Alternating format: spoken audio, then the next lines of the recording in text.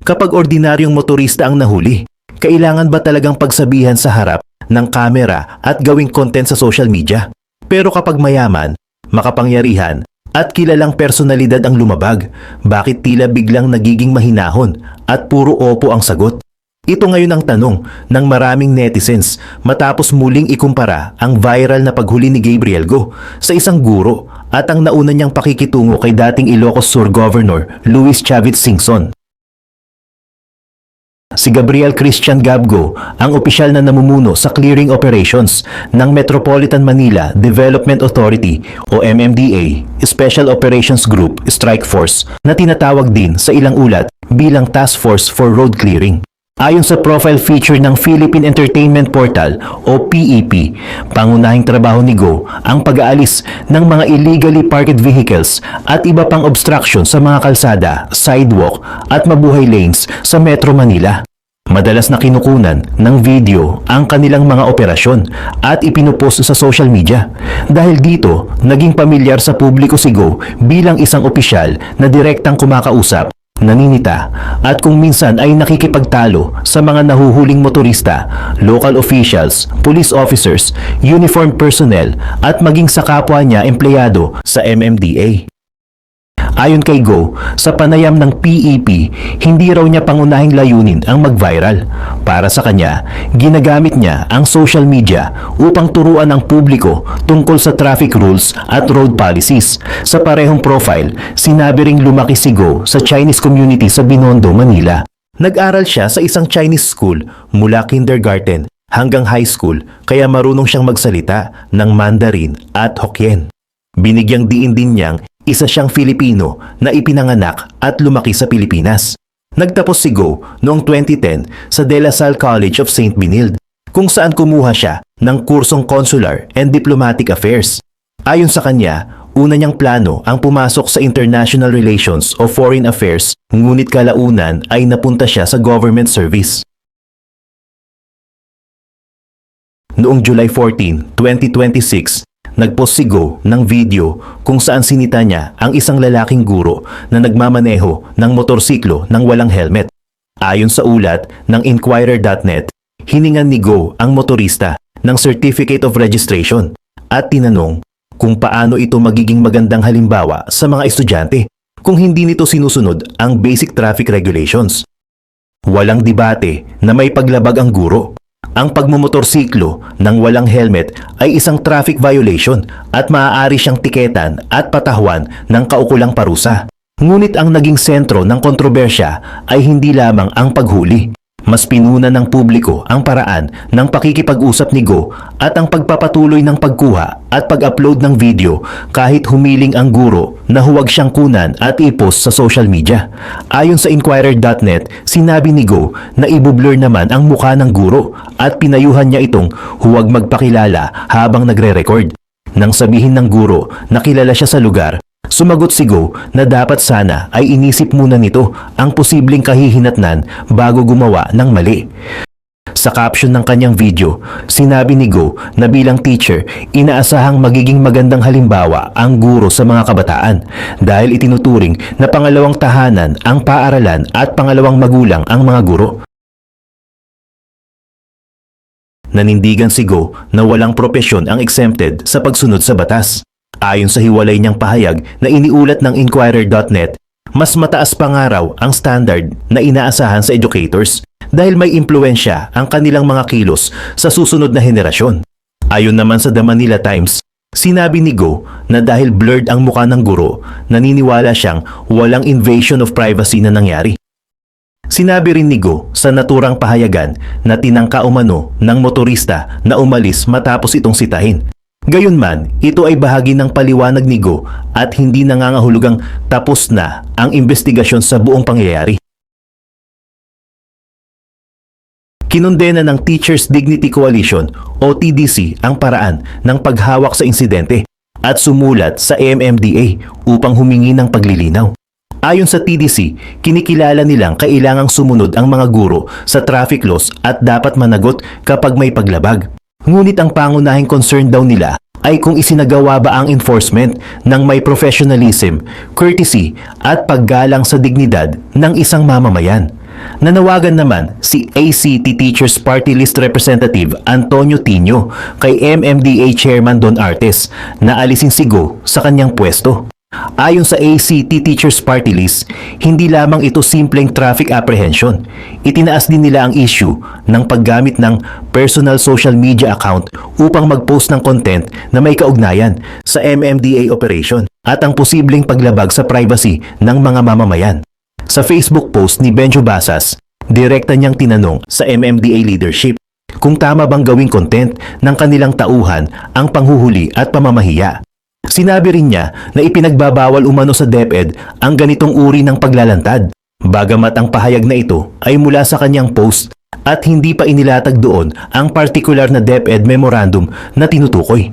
Sa comment section, sinabi naman ni Joel Jong Kasungkad na kailangang tanggapin ng guro ang kanyang traffic violation. Dahil dapat maging magandang halimbawa ang teachers sa kanilang mga estudyante. Pero para sa kanya, ibang usapin na kapag ang isang simpleng violation ay ginawang social media content. Kahit blurred ang muka, posible pa ring makilala ang tao dahil sa boses, motorsiklo, uniform, lugar o iba pang detalye. Ang tanong niya, road safety at disiplina ba talaga ang layunin o ang pagpapahiya at pagpapaviral sa nahuli? Binanggit din niya ang tila hindi pantay na pagtrato ng publiko. Kapag ordinaryong teacher ang nagkamali, mabilis itong hinuhusgahan. Ngunit kapag isang taong nasa mataas na posisyon ang gumawa ng mas mabigat na paglabag, madalas ay mas tahimik ang reaksyon. Sa isa pang comment, binalikan ni Philip Sahaguns ang usapan sa video. Humiling ang guro na huwag siyang videohan, ngunit sumagot umano si Go na blurred naman ang mukha nito. Para sa commenter, hindi automatikong nagiging tama ang pag-upload dahil lamang nakablur ang muka. Tinawag pa niya itong paggawa ng content mula sa apprehension. Dito muling inilabas ng mga netizens ang isang insidente noong April 2024 na kinasangkutan ni dating Ilocos Sur Governor Luis Chavit Singson. Ayon sa artikulo ni Joel E. Zurbano sa Manila Standard, nahuli ang sasakyan ni Singson na gumagamit ng EDSA busway sa Cubao, Quezon City. Ipinaliwanag umano ni Singson na ginamit nila ang exclusive lane upang lampasan ng isang bus. Tinanggap niya ang citation ticket at sinabing babayaran niya ang 5,000 pesos na multa. Iniulat din ng Manila Standard na nag-alok si Singson ng 100,000 pesos na reward sa mga traffic enforcer na humuli sa kanya. Walang nakasaad sa artikulo na tinanggap ng mga enforcer ang alok. Ngunit ang higit na pinansin ng mga tao ay ang paraan ng pagsagot ni Gabriel Go kay Singson. Sa video na binanggit sa ulat, maririnig umano si Go na nagsasabing, Opo, pasensya na po sir. Ayon sa Manila Standard, may observers na nagsabing pagiging magalang lamang iyon ni Go matapos tanggapin ni Singson ang ticket at aminin ang paglabag. Hindi ganap na magkapareho ang dalawang sitwasyon. Sa panig ni Go, sinabi niyang tinangka umanong umalis ng guro matapos itong sitahin. Sa kaso naman ni Singson, ayon sa ulat, tinanggap nito ang citation ticket at hindi tumutol sa multa. Maaaring nakaapekto ang magkaibang kilos ng dalawang motorista sa naging tono ng pag-uusap. Pero nananatili ang tanong ng publiko. Kahit nagkamali ang isang ordinaryong guro, kailangan ba siyang sermonan sa harap ng kamera at gawing content? At kung mahalaga ang pagiging istrikto at ang pagbibigay ng leksyon sa violators, bakit hindi nakita ang parehong antas ng paninita ng isang mayaman at makapangyarihang personalidad ang nahuli? Sa guro, matigas ang pananalita at binigyang diin ang kanyang propesyon bilang role model. Kay Chavit, paulit-ulit ang opo at may kasama pang paghingi ng paumanhin. Maaaring pareho silang nabigyan ng citation ticket, ngunit para sa maraming netizens, magkaiba ang ipinakitang treatment at level of respect. Ayon sa DZRH News, News 5, Inquirer.net at The Manila Times, pansamantalang inalis o held in abeyance ang partisipasyon ni Go sa clearing operations habang iniimbestigahan ng MMDA ang kaniyang posibleng pananagutan. Hindi pa ito nangangahulugang tuluyan na siyang sinibak sa MMDA. Ayon sa MMDA, nakatanggap sila ng mga sulat mula sa iba't ibang grupo at inatasan si Go na magsumite ng formal na paliwanag sa pamamagitan ng show cause order. Sinabi ng ahensya na mananatiling nakahold ang kanyang partisipasyon sa clearing operations habang hinihintay ang resulta ng investigasyon. Hindi rin ito ang unang pagkakataong pinuna ang paraan ni Go. Ayon sa Inquirer.net, nakatanggap din siya ng batikos noong nakaraang taon dahil sa umano'y pamamahiya sa isang police officer sa isang clearing operation sa Quezon City. Nanatili siya sa kanyang pwesto noon ngunit sumailalim sa 5 araw na training, mentoring at coaching na nakatuon sa leadership, courtesy, discipline, stress management at anger management. Tama lamang na hulihin at tiketan ang sino mang lumalabag sa batas, guro man, ordinaryong motorista, police officer, politician o milyonaryo. Pero ang tunay na sukatan ng patas na law enforcement ay hindi lamang kung nabigyan ba ng tiket ang lumabag, kundi kung pare-pareho rin ba ang respeto, tono at dignidad na ibinibigay sa lahat. Dahil kung matapang lamang sa ordinaryong mamamayan pero sobrang mahinahon sa makapangyarihan, hindi maiiwasang itanong ng publiko, pantay ba talaga ang pagpapatupad ng batas o nakadepende ang pakikitungo sa pangalan at katayuan ng taong nahuli? MMDA General Manager, Police General Nicolas Torre III. Sir, good morning. Doris at Robert. Good morning, sir. Good morning, sir. Good morning, ma'am. At good morning sa inyo mga tagapakinig. Opo. Sir, ang katanungan ng lahat, ano ang magiging, ano ba ang tawag sa Tagalog sa fate? Kapalaran. Kapalaran ni Gabriel Go. Dahil, amoy na naman natin, magmula nung siya yung nag-head sa clearing operations, marami nang na-videoan, marami ng mga kaso na na-resolve na rin. So, ano ang balak ninyong gawin sa kanya? Sa ngayon po, we have opened an administrative investigation regarding sa reklamo, specifically sa letter na natanggap natin mula sa Teachers Dignity Coalition at binibigyan natin ng pagkakataon sa ang lahat na makapagbigay ng kanilang saloobin, both sides, ang mga nagre-reklamo at ang nire-reklamo at tungkulin ng MMDA kasi alamin kung ano ang katotohanan at balansehin ang magiging desisyon dito. Opo. Tama. Doon po ba, General, sa trabaho ni Sir Gabriel Go sa clearing operations? Kasi alam natin, ang dami talagang makakaaway. Lahat, halos makakaaway mo dyan. Kahit barangay tanod, kagawad, chairman, and so on and so forth. Basta nakaharang doon at nagmamatigas. Bahagi rin ba doon sa responsibility niya, sa tukulin niya, yung mga video na yan, pagkukuha ng video, as an evidence ba? O Or nakalatag what? ba talaga yan? Or hindi naman siya na-require sa ganyan? Ganito, dalawahin natin at iklaruhin natin ang issue. Dalawang issue kaagad ang separate kasi sa about sa video, yung pagkuha at ang pag-upload. Yung pagkuha ng video, di ba, may kasama nga ang MMDA, may mga na-procure nga kami ng mga body camera. Opo, At opo. kung ng body camera, minamandate natin ang alternative recording devices, which is the cellphone, at kung ano pa mga video materials, Opo. video capturing materials. Ngayon, yung pag-upload is an altogether different thing. No? Ang video ay tinitake ng agency para sa proteksyon both ng ina-apprehend at saka ng mga Tama. empleyado ng agency. Opo. Kasi yun ang actual na record ng insidente, ng interaction ng dalawa. Pero yung process niyan at pag-upload, yan ngayon ang ating iniimbestigahan at binubusisi para malaman natin kung ito ba in accordance to our standards na naka-promulgate naman sa agency. Klaro ko lang, General, wala kayong polisiya na kapag ka nakunan, body cam man yan o yung ibang gadget, ay kailangang i-upload. Ang word na kailangan, yun kasi ang dapat i-qualify natin, no? It may or it may not be uploaded, no? Kasi hindi lang okay. naman yung being a record ang purpose ng pag-video na yan. Kasama rin dyan, kung gusto natin front-facing education ng ating mga kababayan, information din ng ating mga kababayan kung ano ang mga nangyayari. Pero ang isang sigurado dyan, never sa naging intensyon ng pag-upload ng kung anumang video ng agency ang ipahiya ang violator. Ayun, oo. Kasi hindi naman malabo, kundi hindi mo alam kung saan ka... Saan yung linya Oo, di ba? thin line. Na tama, nasa public place ka Oo. nga. Pero may karapatan ka nga ba na i-upload mo yung video na napapahiya naman ako bilang guro? Parang Kaya ganun. nga, guro siya. Pero hindi lang kasi guro, kahit Correct. sino naman. Kahit sino na nakuhanan. Oo. Lalo pa, partner, general, kung ginagawang katatawanan yung nangyaring insidente. Opo, isa talaga yan. Siguraduhin natin at linawin natin at this point. Hindi pwede ang ipapahiya ang isang tao. Okay? So, nandyan ay covered yan ng NPC, National Privacy Commission Circular 25-01.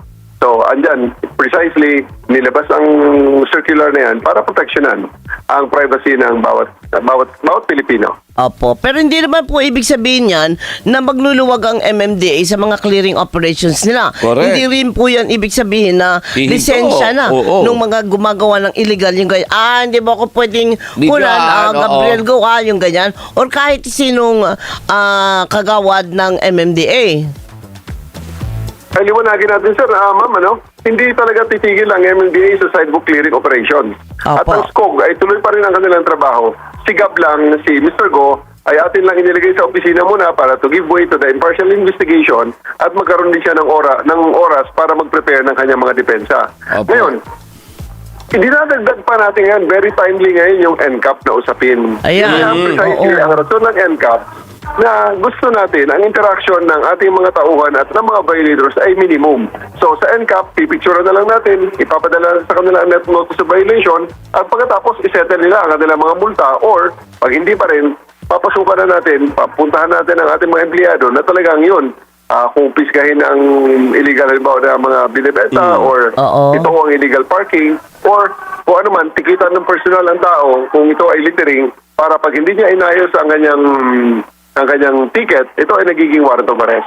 Opo. Opo. Halimbawa, ibig sabihin nito, general, halimbawa doon sa isang side street, sabihin natin, Oo. may mga nakapark doon sa walkway, Yan. mga nakaharang doon. So po pwede, ang mangyari lang ay picturean na lang yon and then padala na lang sa kanila yung kanilang resibo or kung ano man dapat nilang bayaran, penalty nila. Yes, totoo po yun. Yan talaga ang isa sa mga priority natin. Pero siyempre, kailangan din nating pakinggan ang hinaing ng mga tao. Kasi normally, sa mga ganyang illegal parking, isa sa mga pinaka-common namin na trigger ng pagpapapunta talaga ng operating group namin, yung reklamo din mismo ng mga residente na naaabalan itong mga illegal parking. Tama. Correct. Oo. Pero hindi naman kaya po magka-cause din, general, ng kumbaga ay, anong tawag mo? Magiging dismayado naman. Demoralized ang inyong mga bata dahil, teka lang, gagawin lang naman namin yung aming Trabaho. Kami pa na reklamo. Oo, yun. Paano ho yun, general? Naiintindihan po ng ating mga tauhan yan na kasama sa hazards ng trabaho yan, hazards of the trade yan na may magre-reklamo talaga sa ating gagawin at sa aming mga ginagawa. Pero hindi naman ito magiging rason at hindi ito magiging sapat na basihan para kami ay tumigil na atras na sa trabaho. Sapagkat as long ang pakaramdam namin at ang aming paniniwala na as long as we are doing the correct thing at it is within the agency guidelines at within the bounds of the law, dapat ipagpatuloy po natin ang serbisyong ito. Walang demoralization, general. Sa ngayon naman, hindi naman magkukos ng demoralization yan sa tingin namin. Sapagkat ito naman ay binibigyan na lang natin ng pagkakataon ang ating mga empleyado na sumagot din sa mga paratang laban sa kanila. Tama. At i-determine natin ito sa isang just and fair proceedings. Opo. Yung sa case po ni Sir Gabriel Go, General, yung mga naka-upload na niya ng mga video, lalo na doon sa teacher, at sa iba pa po na mga naka-upload niya during the operations po nila. Ano po, may initial po ba na request at pakiusap ang MMDA sa kanya na i-take down muna itong mga ganito pending investigation? Ito po ay nasa discretion na ni Mr. Go kung yan ay kanyang i-take down dahil yan nga nagiging subject ng reklamo. Pero nakikita natin yan, dinodouble down niya at dinojustify niya ang kanyang mga ginagawa. Karapatan niya rin po yun. Pero at the end of the day, lahat ng yan ay magiging parte ng usapin at magiging ebidensya, pabor or laban sa kanya sa isang judicial proceedings. Opo, may timeline ba tayo dito, General? Gaano katagal yung gagawing investigation Yan, oo. at yung result po dito? Kahapon actually, ay binigyan natin sa kanyang oras para siya ay mag-explain sa initial na show cause order ay 24 hours lamang. Kasi yun naman ang mandato ng civil service. Pagkatapos, pag ma-evaluate natin ang kanyang sagot, saka natin i-determine kung ang kanyang circumstances ay magwawarrant ba ng isang pre-charge investigation or preliminary investigation para in preparation for a full-blown trial. Opo.